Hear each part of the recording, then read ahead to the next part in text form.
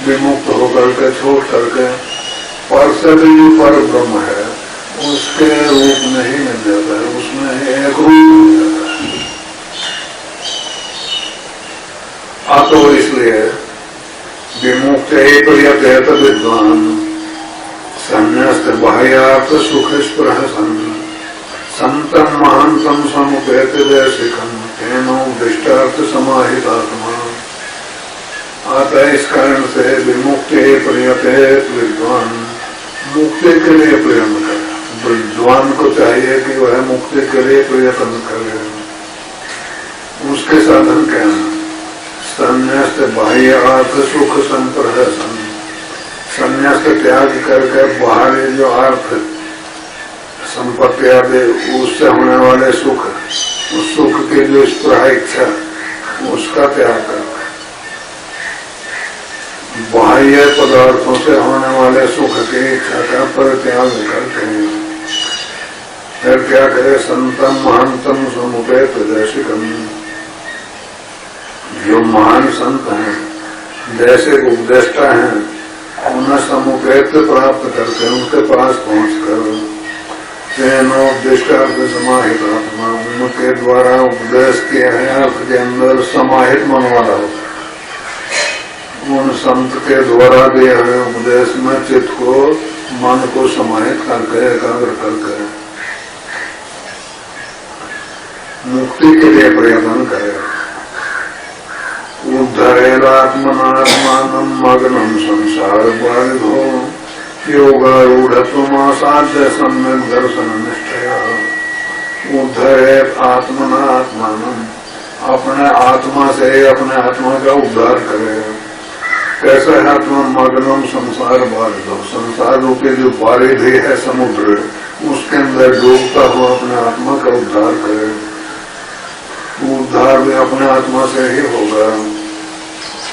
योगारूढ़त्व मासाध्य, योग में आरूढ़ता को प्राप्त करके सम्यक दर्शन निष्ठा, सम्यक दर्शन यथार्थ ज्ञान में निष्ठा करके, सम्यक माने यथार्थ जो सत्य ज्ञान है उस ज्ञान के अंदर निष्ठा धारण करके योगारूढ़ता प्राप्त करके संसार समुद्र से पार होने की इच्छा करे।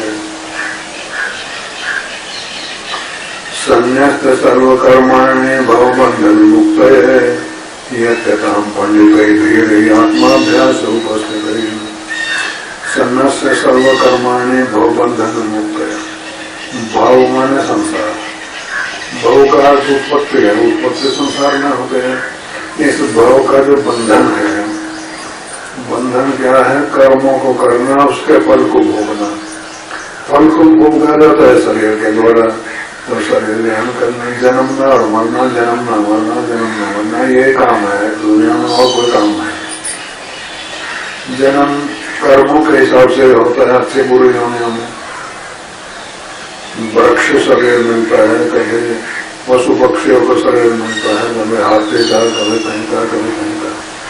तो लोकांतर जितना भी हमें सब में शरीर प्राप्त होते हैं, पिछले कर्मों को किए हुए फलों को भोगते हैं और आगे नहीं करते हैं। ये सिस्टम चलता रहता है, इसकी कभी समाप्ति नहीं होती। तो भवबंध मुक्त है, भव का संसार का जो बंधन है, किसका बंधन है? कर्मों की जंजीरें बंधे हुई है। उससे छुटकारा पाने के लिए सर्व कर्माने संन्यास, सारे कर्मों को त्याग कर छोड़ करके धीरे पंडित आत्माभ्यास उपस्थित है। धीरे जो पंडित हैं, विषय भोगों की धारा को सहन करने वाले जो पंडित हैं, विद्वान हैं, उनको आत्मा का अभ्यास करके, उपस्थित आत्मा का अभ्यास है उसको करके प्रयत्न करना चाहिए। हम प्रयत्न करें। चित्त से शुद्ध है कर्म, न तो वस्तु उपलब्ध है, वस्तु सिद्ध विचार है, न किंचित कर्म कोटि। चित्त से शुद्ध है कर्म, कर्म जो है शुभ कर्म, वे चित्त के शुद्धि के लिए होते हैं। शुभ कर्मों के करने से चित्त की शुद्धि होती है। न तो वस्तु उपलब्ध है, परमात्मा की प्राप्ति के लिए नहीं होता। वस्तु सिद्धि विचारे न, वस्तु की सिद्धि जो है परमात्मा की आत्मा की सिद्धि जो है वो विचार के द्वारा होती है।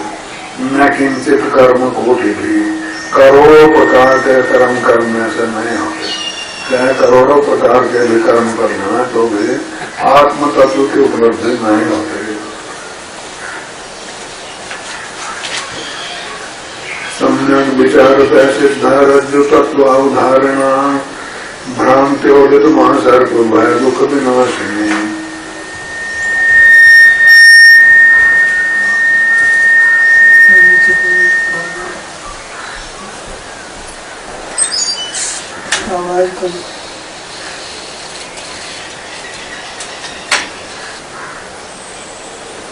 यही बैठ गया तेरे कान में कुछ पढ़ गया, मूल सा पढ़ गया। इसमें तो सारा पढ़ा हुआ है, ये जरूरी है उसको छोड़ दीजिए।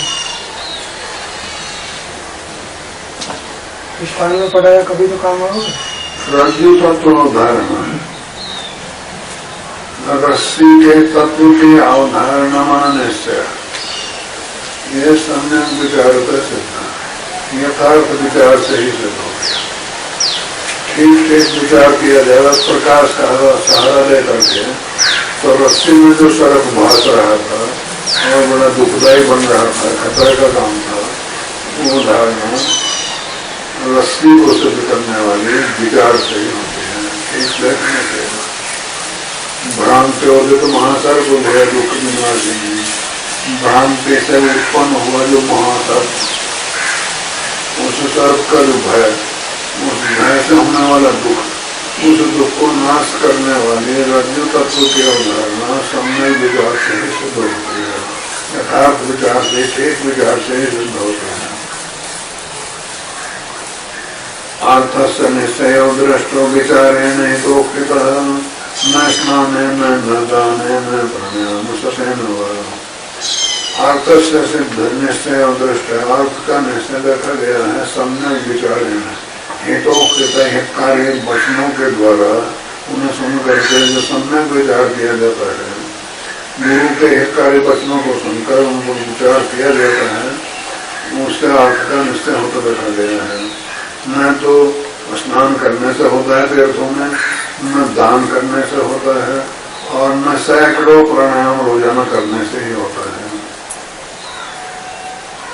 अधिकारी कौन है इसका? आत्म तत्व की प्राप्ति का अधिकारी। अधिकारियाम आशास्ते फल सिद्धि विशेषतः उपायादेश कालाद्याशंत्यस्मिन् सहकारिणः। अधिकारी जो होता है उसी के लिए आशा की जा सकते हैं फल सिद्धि के लिए। फल की सिद्धि, आत्मज्ञान के रूपी फल की सिद्धि विशेष रूप से अधिकारी को ही होती है। और जो उपाय है देश काल, पवित्र देश होता है, बृहदारण्य उपनिषद है, यजुर्वेद। वेदों के अंदर कई खंड है, 3 खंड है। एक तो कर्म कांड है, दूसरा उपासना कांड है, और तीसरा ज्ञान कांड है।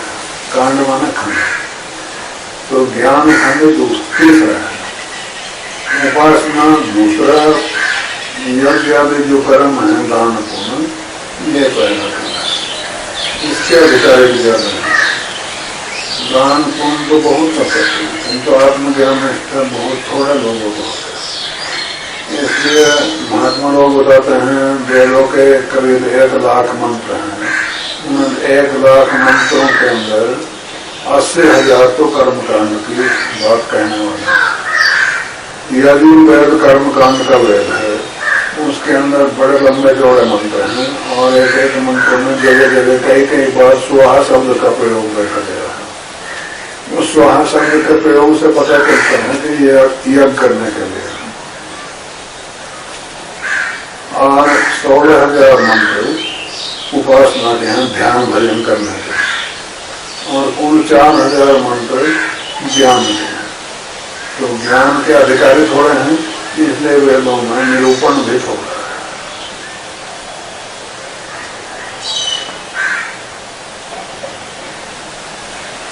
ज्ञान का निरूपण वेदों में थोड़ा किया है, किस लिए किया? इसके अधिकारी कम है। ज्ञान की इच्छा बहुत थोड़े लोगों को होती है, धन की इच्छा बहुत लोगों को होती है, पत्नी की इच्छा बहुत लोगों को होती है, अधिकार की इच्छा बहुत लोगों को होती है, आत्मज्ञान की इच्छा बहुत गिना चुना थोड़े से लोगों को होती है।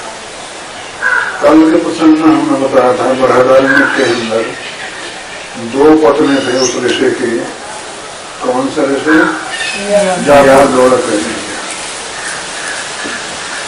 वो बहुत धनी थे, शायद दक्षिण भारत के सत्य साईं बाबा से भी ज्यादा धन उनके पास था। जब उनका समय आया संन्यास लेने का काल, तब उन्होंने कहा मैं चाहता हूं तुम दोनों का बंटवारा कर दो। दोनों पत्नियों के मकान अलग अलग थे, याज्ञवल्क्य अलग था, 3 बिल्डिंग थे। क्या होगा इससे कि तुम्हें धन मिल जाएगा, क्योंकि दूसरी जो पत्नी थे कात्यायनी, वो सारे को समेट के रखते रहते थे, जो भी लोग लाकर चढ़ाते थे वो सब समेट कर अपनी कुटिया में भरते रहते थे। और कात्यायनी तो अतिथियों की सेवा में ही रात दिन लगी रहती थे, आने जाने वाले लोग बहुत रहते थे। एक मजेदार बात है उपनिषद की,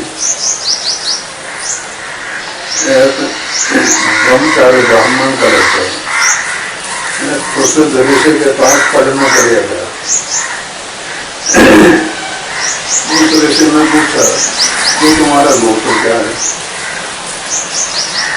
पहले ऐसा था, ब्राह्मणों का एकाधिकार था वैदिक विद्या के,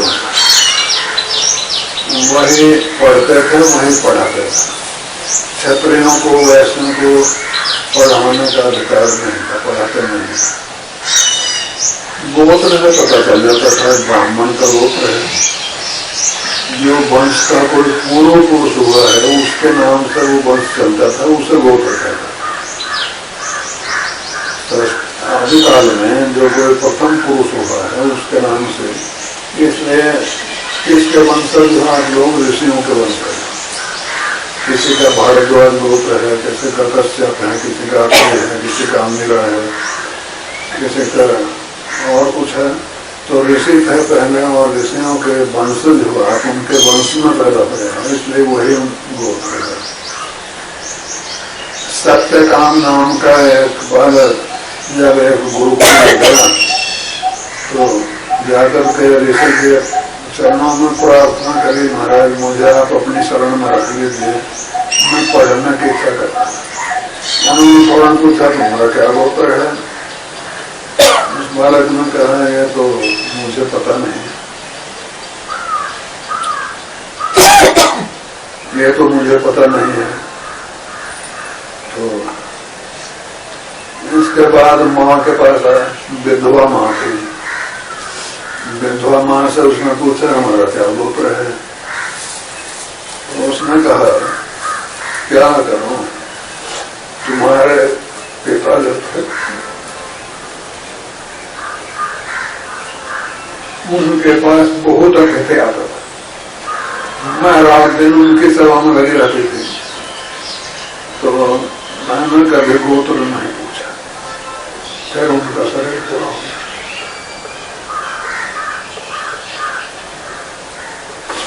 और तो तुम गुरु जी से जाकर के कह देना, क्या नाम बताया था? सत्यकाम। जवाला, मैं जवाला के पुत्र सत्यकाम।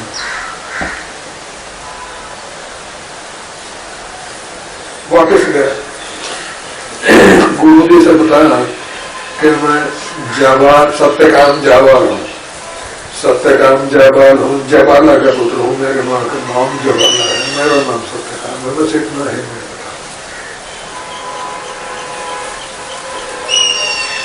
ऋषि ने कहा तुम ब्राह्मण ही हो, मैंने लक्षण से पहचान लिया कि ब्राह्मण, इतना सत्य ब्राह्मण ही बोल सकता है।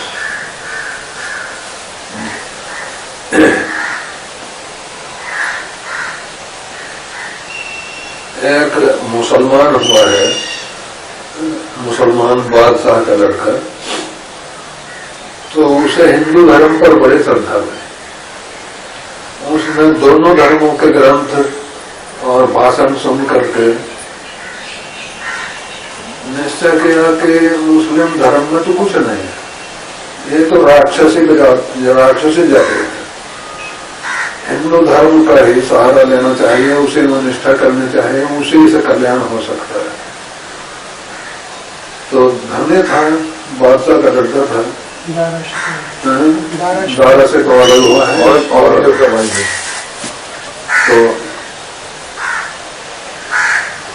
विद्या का केंद्र बनारस था। लोग बनारस ही पढ़ने जाते थे, वहाँ पढ़ाने वाले बैठे रहते थे, ब्राह्मण लोग पढ़ाते थे, विद्यार्थी लोग पढ़ते थे। बहुत से क्षेत्र राजा महाराजाओं ने लगवा रखे थे, वहां से रोटी मिल जाती थी, रोटी खाते थे और पढ़ते थे। बड़े बड़े विद्वान महत्वपूर्ण लंबे बारह घुमा रखे थे, उसमें सो जाते थे, वहीं रहते थे, पढ़ते थे। तो वो कई पंडितों के पास गया पढ़ने के लिए। मैं संस्कृत पढ़ना चाहता हूँ क्योंकि उसके सारे वेद शास्त्र संस्कृत भाषा में है। जिन ऋषियों ने इनका आविष्कार किया है वे सब संस्कृत भाषा के ही व्यापक है। हिंदी को जब थे ही नहीं, बाद में जन्म नहीं है। अंग्रेजी कितने साल के? थोड़े से साल हुए। तो ऐसे ही 1400